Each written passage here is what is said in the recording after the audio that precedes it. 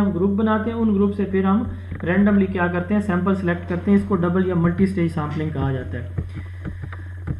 अच्छा जी, उसके बाद है जी नॉन प्रोबेबिलिटी सैम्पलिंग। इसको कन्वीनियंस एक्सीडेंटल या हैपहैज़र्ड सैम्पलिंग कहते हैं। आप एक शॉपिंग मॉल में जाते हैं, वहाँ पे आपको जो लोग पहले मिल जाते हैं आप उनका इंटरव्यू करते हैं शॉपिंग मॉल में मौजूद सहूलियात के बारे में। आप किसी शहर में चले जाते हैं, वहाँ पे आप म्यूनसिपल कमेटी की जो अमला है उसकी जो कारकर्दगी है उसके बारे में पूछते हैं, किसी सियासी रहनुमा की कारकर्दगी के बारे में पूछते हैं। जो लोग आपको मिलते जाते हैं आप उनके इंटरव्यू ईजी टू अवेलेबल जो होते हैं ना सैंपल, उनको कन्वीनियंस एक्सीडेंटल या हैपहैज़र्ड सैम्पलिंग कहा जाता है। अपनी मर्जी से आप लेंगे। तो ये नॉन रैंडम है, इसमें हर एक के पास इक्वल चांस नहीं होता, आप अपनी मर्जी से लोगों का इंटरव्यू कर रहे होते हैं। तो इसको हम कहते हैं कन्वीनियंस या फिर एक्सीडेंटल या फिर हैपहैज़र्ड। ठीक है, ईजिली एक्सेसिबल टू रिसर्चर। ये टाइम भी बच जाता है, सस्ता भी होता है काम, और easy to get the sample, ये इसके बेनिफिट्स होते हैं। उसके बाद परपोजिव या जजमेंटल सैम्पलिंग, ये भी होती है अपनी मर्जी से, लेकिन इसमें कोई ना कोई रीज़न मौजूद होती है। मिसाल के तौर पर एक टीचर क्लास में बच्चे सेलेक्ट करता है ना, तो वो देखता है कि इस बच्चे के अंदर ये गुण है, ये सलाहियत है कि वो अच्छा रिस्पॉन्ड करेगा, वो अच्छा जो है वो परफॉर्म करेगा, तो वो अपनी जजमेंट को यूज़ कर रहा है। पर्पस जजमेंट, परपोजिव क्या कहलाती है, परपोजिव या जजमेंट, इसमें रिसर्चर की जजमेंट शामिल होती है। उसे पता होता है कि ये अच्छा राइटर है, ये अच्छा स्पीकर है, ये अच्छा रीडर है, ये अच्छा प्लेयर है, ये अच्छा प्रेजेंटर है, तो वो उस खसूसियत की बेस पे उसको सिलेक्ट करता है। कोई ना कोई उसके पीछे रीज़न होती है। तो researcher believe that some subjects, यानी सब्जेक्ट से मुराद यहाँ पे मज़ामीन नहीं, बच्चे जो सैंपल होते हैं वो are more fit for his or her research. ठीक है, इसको जजमेंटल या प्रपोजिव सैम्पलिंग कहते हैं। ये स्पेशल सिचुएशन में जो है इस तरह के वो की जाती है, यानी आपको कोई टीम बनानी है उस वक्त आप इस तरह की सैम्पलिंग करते हैं। उसके बाद कोटा सैम्पलिंग, इसमें हम क्या करते हैं कि कोटा फिक्स कर दिया जाता है। ठीक है, जैसे आर्मी के पर्सनल का कोटा होता है, डिसेबल का कोटा, वुमेन कोटा, तो उस कोटा में से फिर हम सैम्पलिंग करते हैं। अब कोटा सेलेक्ट कर लेते हैं, फिर उस कोटा में से हम क्या करते हैं कि सैंपल ड्रा करते हैं। इसको कहते हैं कोटा सैम्पलिंग। तो ये भी नॉन रैंडम होती है या नॉन प्रोबेबिलिटी सैम्पलिंग होती है।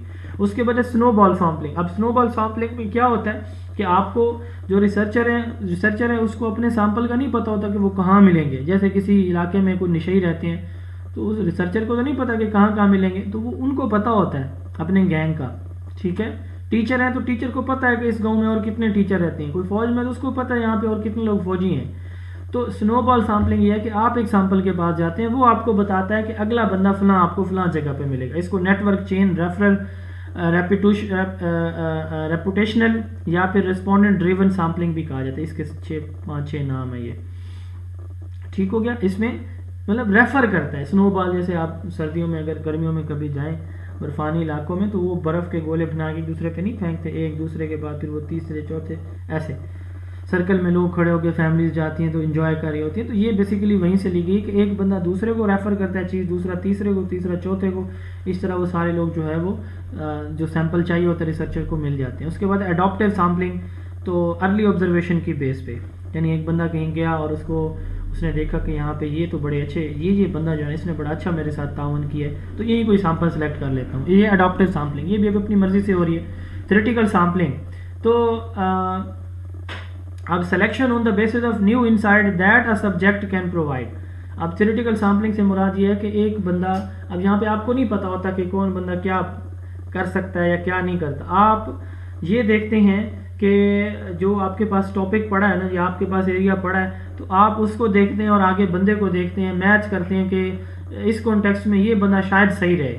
ठीक है, तो मतलब आपको उस शख्स के बारे में पता नहीं होता, बट आप जो है अपने जो इनसाइट है ना, यानी अपना जो आपका जो सवाल जवाब आपने करने हैं, इंटरव्यू, टेस्ट, क्वेश्चनर, जो कुछ आपका है, आप उसकी बेस पे सैंपल को लेते हैं कि ये जो है, मिसाल के तौर आप गांव में जाते हैं तो कोई ऐसी चीज़ है, इंफॉर्मेटिव चीज़ आपने पूछनी है, तो आप साफ ज़रा वहाँ देखेंगे कि ये लोग पढ़े लिखे हैं, चलें इनको जो है वो ले लिया जाए अपने इंटरव्यू के लिए। सीक्वेंशियल सैम्पलिंग, ये प्रपोजिव की तरह है, लेकिन इसमें हम ये होता है कि जैसे हमने बात की प्रपोजिव में हम क्या करते हैं कि जजमेंट की बेस पे करते हैं, बट इसमें ये होता है कि हम जब सैंपल सेलेक्ट कर रहे होते हैं ना, तो हमें जब पता चलता है कि बस जी हमें इतने ही सैंपल चाहिए, ये इतने एनफ हैं, यही हमें डाटा मुकम्मल दे सकते हैं, तो हम मज़ीद सैंपल नहीं लेते।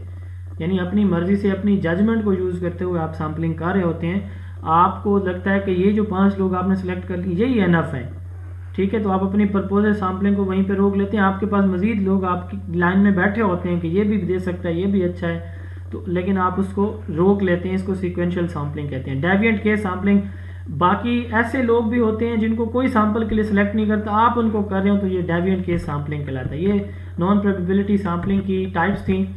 उसके बाद है जी सैम्पलिंग बाइस। बाइसनेस से क्या मुराद है कि आप क्या करते हैं, सैम्पलिंग करते हुए जानबदार हैं, किसी को जानबूझ के सिलेक्ट करें, किसी को नहीं करें, तो ये सैम्पलिंग बाइसनेस कहलाती है। उसके बाद सैम्पलिंग विद रिप्लेसमेंट।